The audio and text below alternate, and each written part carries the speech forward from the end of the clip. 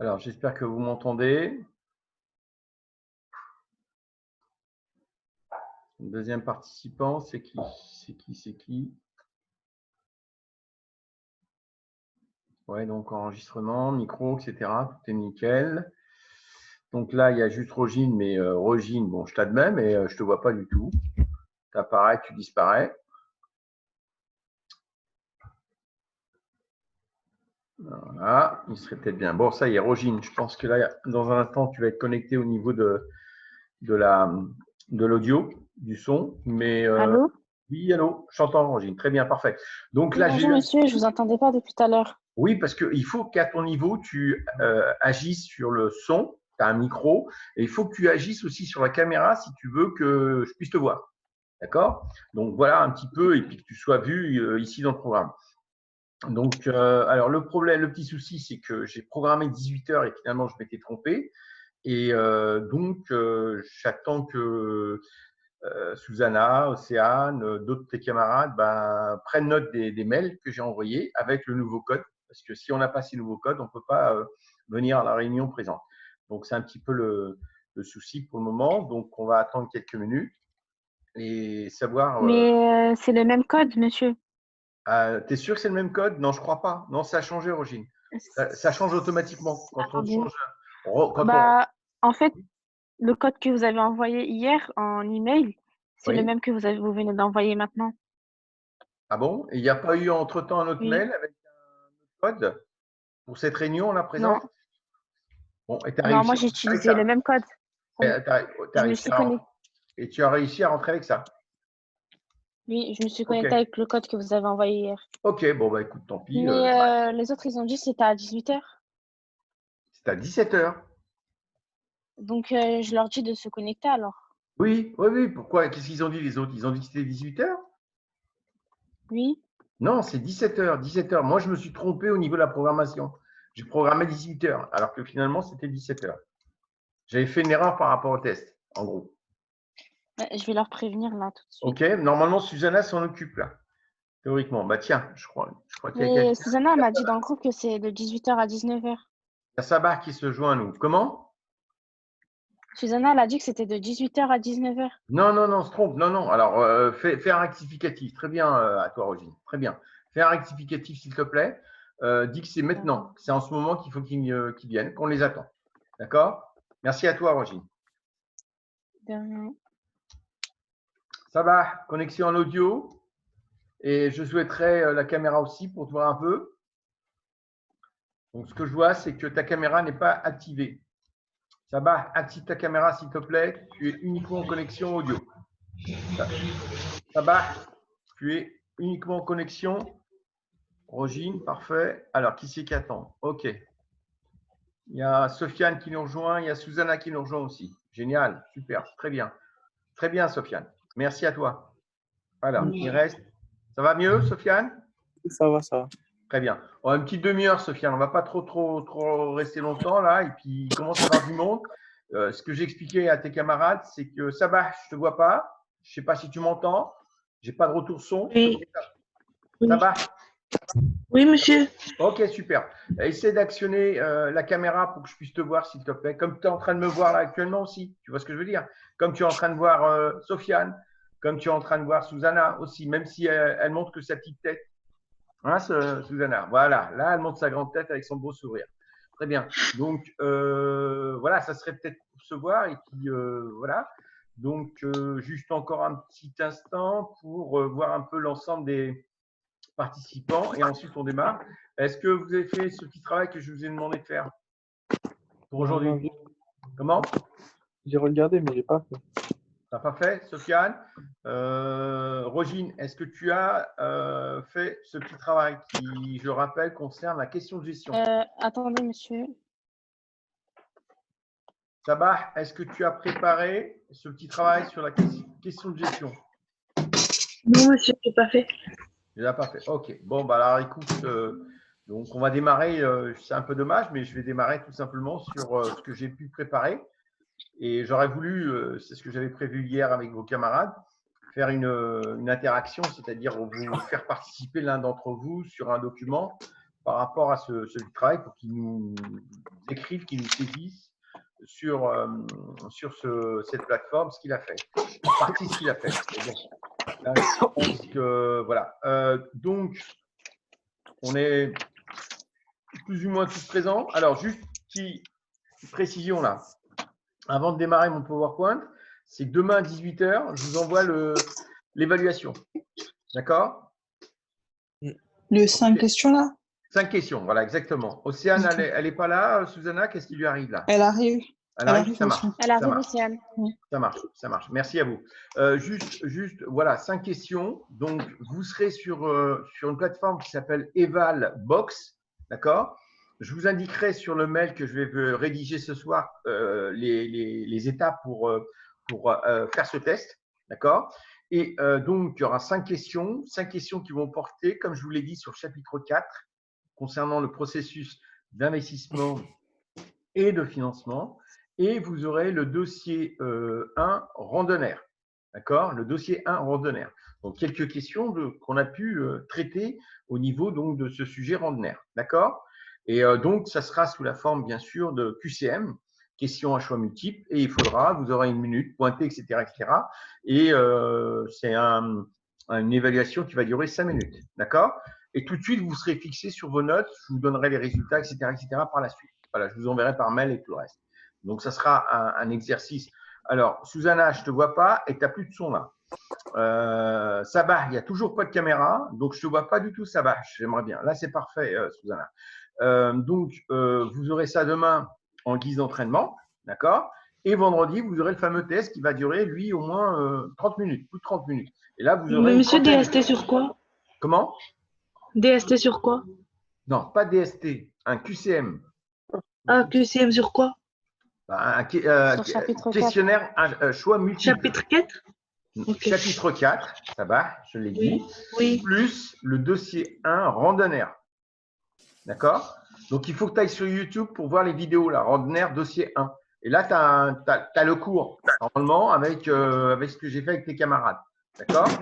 Et il faut que tu vois au niveau de tes mails, il faut que tu vois le sujet qu'on a traité sur randonnaire. D'accord? Donc, voilà ce que je peux dire pour rattraper le coup. Et tu fais ce que tu peux faire. C'est un test qui ne va pas compter. Je parle de celui de demain.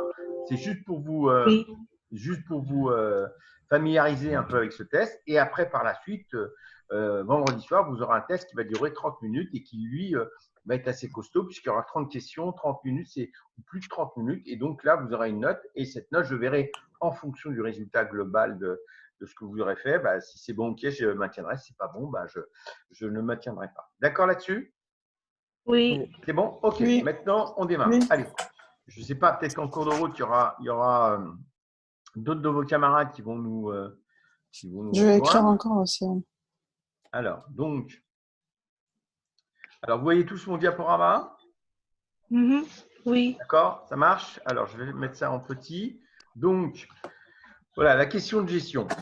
Donc, question de gestion, c'est important parce que c'est une partie du sujet du bac que vous n'aurez pas, bien sûr, que vous n'aurez pas, mais une partie du sujet bac écrit qui, comment dirais-je, qui vous amène à rédiger, à structurer, à faire un plan et à faire un lien avec la première partie du sujet du bac. D'accord?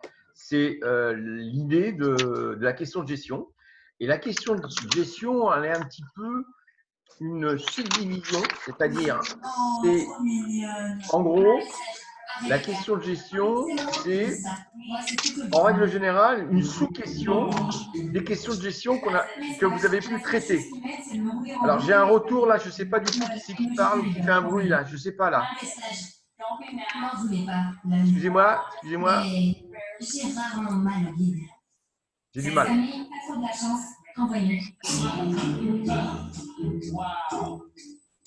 Je ne pense pas que ça soit Rogine. Susanna? Non, c'est vraiment monsieur. Ok, j'avais un retour, Je crois j'avais que du c'est mal. Sabah. Non, c'est pas chez moi. C'est Sabah, pas je ici. la vois plus. Sabah, je la vois plus. T'es où, Sabah? Monsieur, Très bien. Sabah, tu es où? oui. Bah, je ne te vois pas du tout là. Je vois juste Océane, je vois juste Susanna, je vois juste Sofiane, je me vois, mais voilà. Et les autres, je ne vois pas. Bon, alors je continue s'il vous plaît. Donc, je disais, la question de gestion ici, c'est la structure financière d'une entreprise est-elle choisie par ses dirigeants ou imposée par son environnement? Donc, c'est une question à laquelle il faut répondre. Mais pour pouvoir répondre, il faut avoir des connaissances au niveau du programme, de première, de terminale. Première en sciences de gestion et terminale en gestion finance. Donc, cette question, elle est en lien avec une question de gestion de première qui était une association d'organisation publique d'entreprise peuvent-elles être gérées de façon identique? D'accord? Donc, il faut avoir une connaissance des différentes notions, des différents éléments de cette question gestion de première, donc qui portait sur le thème gestion et création de valeur. D'accord? Ensuite, je continue. Elle a une autre question de gestion qui est du thème 2, programme de terminale, analyser la situation d'entreprise et qui est pourquoi la structure financière de l'entreprise doit-elle être équilibrée. D'accord? Donc, vous devez avoir pris connaissance des différents chapitres qu'on a traités par rapport à cette question et des différents éléments de notions qu'on a pu apporter et de connaissances qu'on a pu apporter pour pouvoir pouvoir répondre à cette question. D'accord? Donc, l'appui, programme de terminale. L'appui, programme de première. D'accord? Donc, je rappelle à tout hasard que le bac, l'écrit, il se pose sur les 2 années. Ce n'est pas uniquement la terminale. Certes, une grosse majorité la terminale, mais il peut avoir quelques notions, quelques éléments de première. Donc, c'est la raison pour laquelle ici, dans ce sujet, eh ben, vous avez une référence de première.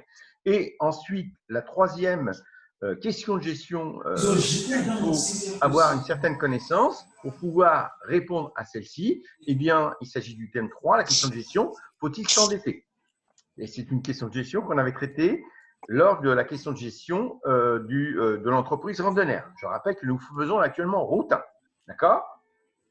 Donc, par rapport à cette question de gestion, qui est la structure financière d'une entreprise, est-elle choisie par ses dirigeants ou imposée par son environnement? Je répète la question. Alors, on a différentes approches. On peut agir sur les agrégats que sont le FRNG et le BFR, agrégats ou indicateurs, d'accord? Donc, des actions là-dessus, sur le FRNG et le BFR.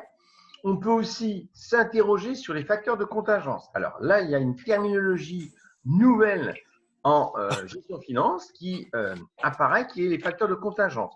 Mais elle est en lien total avec la gestion finance puisqu'il s'agit de management, d'accord? Et les facteurs de contingence, c'est tout ce qui concerne les concurrents ou la concurrence, tout ce qui concerne l'évolution technologique, tout ce qui concerne la réglementation, tout ce qui concerne la veille, etc., etc., etc. D'accord? Donc, tous ces éléments-là vont impacter le choix, la décision des dirigeants. Ce n'est pas uniquement agir sur le FRNG, BFR, ça y est, et j'ai comment dirais-je, structuré financièrement mon entreprise. D'accord là-dessus? OK? Oui. Bien. Alors, donc, action possible. Il est possible d'augmenter les ressources stables. Alors, je rappelle les ressources stables, c'est quoi? Ben, c'est tout simplement ce qu'on a au niveau du bilan fonctionnel, au niveau du passif. D'accord? Ressources stables, ben, c'est tout simplement les emprunts, c'est le capital, c'est les réserves. Ce sont ces différents éléments-là qui vont tout simplement pouvoir financer les emplois stables. On est d'accord? Donc, on peut les augmenter, ces ressources stables. On peut augmenter les réserves, on peut augmenter le capital, on peut augmenter l'emprunt bancaire, par exemple, etc. Et ainsi pouvoir structurer financièrement l'entreprise s'il le faut. D'accord là-dessus? OK pour cette explication? Bien. Alors donc, voilà les différents éléments que je vous ai énumérés précédemment. Augmentation de capital. Mais l'augmentation de capital, on l'a vu en cours, on le sait, elle a un risque. Le risque, c'est quoi? Si on augmente le capital, cela veut dire qu'il va y avoir de nouveaux associés. Et ces nouveaux associés peuvent être en opposition avec les anciens associés. Ou les anciens associés peuvent être en opposition avec ces nouveaux associés. Ils n'auront pas les mêmes points de vue, ils ne seront pas en accord, ils seront en désaccord, etc., etc. Et qu'est-ce qui va se passer? Il va se passer qu'il va y avoir une dilution il y a un risque de dilution des responsabilités. C'est-à-dire que la responsabilité qui était propre à un ou deux associés, eh ben, elle va être multipliée par l'ensemble des associés. Et là, on risque de se perdre un petit peu dans la gestion de l'entreprise. D'accord? Et donc, risque de dilution des responsabilités à retenir et un risque d'opposition des associés. Alors, autre point aussi, c'est l'emprunt. L'emprunt auprès d'un établissement financier, donc une banque. Le risque, c'est le refus de la banque. Pourquoi qu'elle refuserait? C'est que le taux d'endettement peut être assez important. Il y a un minimum à ne pas dépasser, qui est à peu près le tiers. La capacité de remboursement de l'entreprise, elle ne va pas être capable de rembourser si on lui rajoute un emprunt. D'accord? Ou le ratio d'indépendance financière, où là, elle serait trop dépendante de la banque, par exemple, et elle serait trop dépendante, je dirais, de partenaires extérieurs et qui risquerait de l'emprisonner, qui risquerait de lui poser un problème. Et donc, là, elle risque d'avoir un refus. Donc, pour que ça soit acceptable, il faut que le taux d'endettement soit raisonnable, il faut qu'elle soit capable de rembourser, et puis il faut qu'elle ait une certaine indépendance financière. On n'accorde pas un emprunt comme ça. D'accord? Et donc, je rappelle que la question de gestion qui est posée, elle se base sur les cours, mais elle se base aussi sur la première partie. Et là, dans votre rédactionnel, vous deviez, par exemple, par rapport à ces éléments-là, dire, voilà, à un moment donné, route 1, il a obtenu un prêt bancaire d'un montant de 1 pour financer son investissement. Une telle somme sera plus difficile à obtenir dans une entreprise de moindre taille et dont les indicateurs sont moins saisis. En gros, comme c'est une société anonyme, comme c'est une société qui a un capital qui est très important, comme c'est une société qui a un résultat qui est quand même assez important, elle a eu cet emprunt. Mais si ça avait été une petite entreprise, un artisan ou autre, pas pour le même emprunt, mais pour un certain emprunt, il y aurait eu des difficultés. Donc, il faut raisonner toujours par rapport à d'autres tailles d'entreprise, ne pas rester uniquement dans la taille de l'entreprise dans laquelle vous avez fait l'étude. D'accord là-dessus? On est parti de route 1. Route 1, c'est une société anonyme. Et une société anonyme, ça a un capital assez important, mais il faut réfléchir, il faut raisonner aussi pour les petites entreprises ou alors pour les très, très grandes entreprises aussi. D'accord? Ensuite, il peut être nécessaire d'agir sur les emplois stables. Donc, on a dit ressources stables, on pouvait agir, mais on peut aussi agir sur les emplois stables maintenant. Donc, on n'est plus au passif du bilan. Là, on est à l'actif du bilan, fonctionnel. Et là, on va agir. On va agir. Comment on va agir? Eh bien, tout simplement, par rapport aux immobilisations qu'on possède, il y a peut-être des immobilisations qui ne servent à rien, qui ne fonctionnent pas d'une façon permanente, et on pourrait décider de les revendre. D'accord? Donc, on va diminuer tout simplement nos emplois stables. Ou alors, on va augmenter nos emplois stables parce que l'environnement, c'est-à-dire la concurrence, l'évolution technologique, nous amène à, si on veut rester sur le marché, si on veut se pérenniser sur le marché, eh bien, à investir dans des machines plus performantes pour maintenir notre chiffre d'affaires, notre client. D'accord, Océane? Je vous embête pas trop? Ça va, Océane? Oui, ça va. Très bien.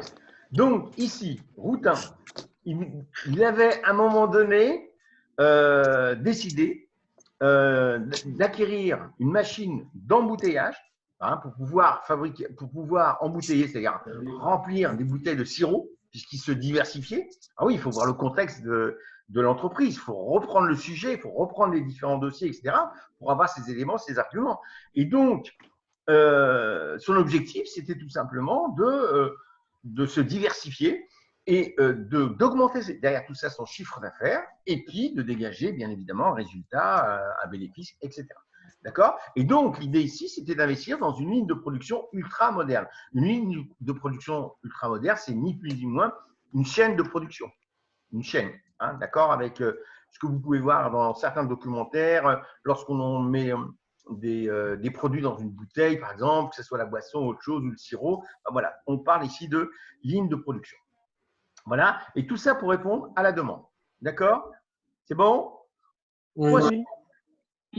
La décision Donc, ce que je disais précédemment, j'aurais dû le dire après, diminuer les emplois stables, tout simplement en effectuant une mise au rebut. Que veut dire une mise au rebut? C'est tout simplement des machines qui sont obsolètes, qui fonctionnent, mais qui sont plus aussi performantes que les nouvelles machines. Et donc, dans ces cas-là, on change de machine, on investit dans des machines beaucoup plus modernes pour être beaucoup plus performant et pour toujours maintenir son chiffre d'affaires, sa clientèle, la satisfaction. Donc, certaines activités nécessitent une intensité capitalistique. Que veut dire intensité capitalistique? C'est un élément, une notion que vous avez étudié, que j'étudie moi avec mes élèves de première en économie droit. Intensité capitalistique, c'est tout simplement le rapport, le choix, la combinaison qu'on peut avoir entre le facteur travail, facteur machine, capital. D'accord? Donc là, en fonction de la grandeur de l'entreprise, elle peut opter pour plus de machines, moins de main-d'œuvre, par exemple, et être dans une intensité capitalistique machine, si je puis dire. D'accord? Donc, il faut savoir que pour une entreprise industrielle, réduire son outil industriel sans nuire à son activité est un élément extrêmement difficile. Pourquoi? Parce que si demain elle opte d'arrêter une chaîne de production ou autre chose, il y a plein d'autres sous-traitants ou sous-traitances ou d'autres éléments qui s'imbriquent là-dedans qui risqueraient de poser problème au sein de l'entreprise. Donc, ce choix est quand même assez difficile. D'accord là-dessus? Donc, retenez intensité capitalistique, c'est tout simplement le facteur capital et travail, donc intégré dans la production, et que eh bien, le fait de réduire un outil industriel peut nuire à l'activité de l'entreprise. Alors donc, autre point, toujours par rapport à cette question de gestion, la structure financière d'une entreprise est-elle choisie par ses dirigeants ou imposée par son environnement? Eh bien, il y a d'autres éléments, c'est agir sur le BFR. Donc, agir sur le BFR, l'idée, c'est diminuer le BFR. Le BFR, le besoin en fonds de roulement.